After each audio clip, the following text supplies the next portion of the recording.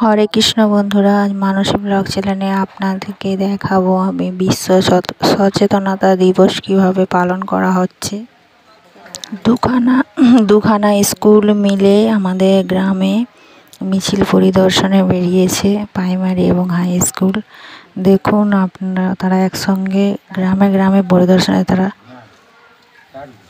সচেতন করে দিচ্ছে গ্রামের মানুষকে।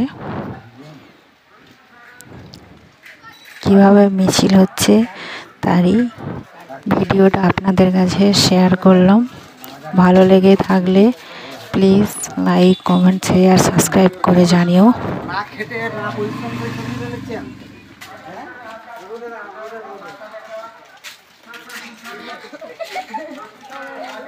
তোরা হাসছি কেন রে? তোরা তো বড়বেলা যাবি। স্যার স্যার এই কাঠিটা রান্না কাকিমাকে একটু বেশি করে তুলি।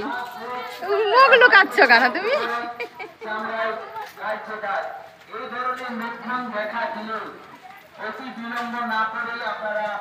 সরকারি হসপিটালে চিকিৎসার আওতায় আসুন। সরকারি হসপিটালে সম্পূর্ণ বিনামূল্যে চিকিৎসা দেওয়া হয়। ডাক্তারি পরামর্শ থাকলে ডেঙ্গু জ্বর থেকে সম্পূর্ণরূপে মুক্তি পাওয়া যায় এবং সুস্থ হওয়া যায়। এই অবস্থায় বেশি বেশি করে তরল জাতীয় খাবার এবং পানীয় জল বেশি করে খাবেন এবং মশারির মধ্যে থাকবেন। জমা জল যেখানে ডেঙ্গু মশার জন্ম সেখানে।